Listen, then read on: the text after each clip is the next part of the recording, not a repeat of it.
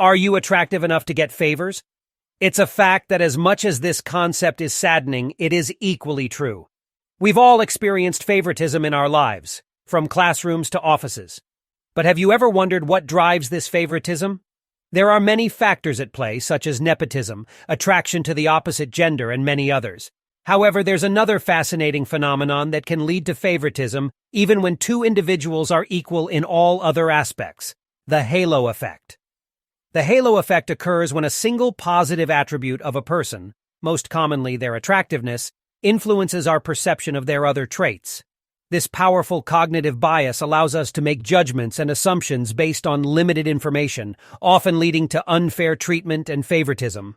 Have you ever noticed how some people seem to receive special treatment just because they possess a certain positive quality? It could be their appearance, charm, or even their wealth. Think about a social gathering where a wealthy individual enters, instantly capturing everyone's attention. The host treats them differently, making them feel more important than the other guests. Or consider a classroom scenario where two students are presenting their assignments. One student has put in a tremendous amount of effort and has insightful ideas but is a bit nervous. On the other hand, the second student is well-dressed and exudes confidence while presenting their report. It's highly likely that the confident student will receive higher marks, despite the difference in the quality of their work. You might have also experienced different behaviors from salespeople based on your appearance. But why does the halo effect occur? Our minds are wired to seek simplicity and efficiency when processing information. When we encounter someone with a striking positive quality, such as physical attractiveness, our brains tend to generalize and assume that they possess other desirable traits as well.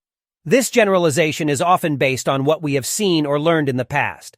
For example, when we see a physically fit person, we automatically assume they must be disciplined, as we know that regular exercise requires discipline and consistency. From there, we might also attribute other traits, such as intelligence or competence, to the individual. This can lead to biased decision-making, such as favoring a candidate in a job interview based on these assumed attributes. The same applies to wealthy individuals, as we tend to associate qualities like hard work, discipline, inspiration, and motivation with them, giving them special respect in social gatherings. Similarly, salespeople at luxury stores like Louis Vuitton or Rolex often have a perception from their past experiences that well-dressed customers are more likely to make purchases. Consequently, they may treat customers differently based on their appearance. These associations and judgments are also influenced by the portrayal of characters in movies and media. We've seen the hero depicted as good-looking, morally strong, and physically fit, while the villain is portrayed as ugly, heartless, and cruel. These portrayals shape our perceptions and lead us to associate various attributes together, creating a specific image of a person in our minds and judging them accordingly. Edward Thorndike was the psychologist who discovered this theory. Thorndike's experiment took place in the early 1920s with commanding officers in the military as his subjects. He asked them to evaluate a range of qualities in their subordinate soldiers, including leadership, physical appearance, intelligence, loyalty, and dependability. As Thorndike meticulously analyzed the evaluations, he came with fascinating insights. High ratings of one quality seemed to create a halo effect, influencing higher ratings in other areas. Conversely, negative ratings of a specific quality resulted in lower ratings across the board.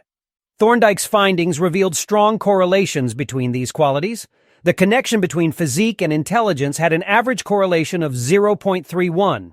Physique and leadership showed an impressive correlation of 0.39, and the link between physique and character yielded a solid correlation of 0.28.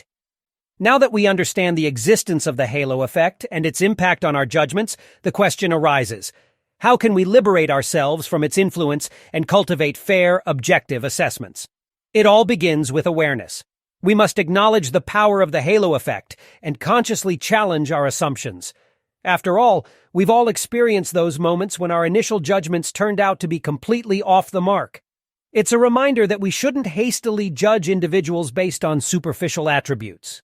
Instead, let's focus on the present context and what a person brings to the table. Whether it's evaluating an employee for promotion or getting to know someone better, we should invest time and keen observation to truly understand their capabilities and qualities.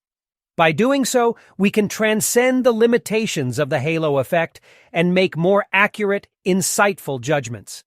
Like and subscribe for more thought-provoking content.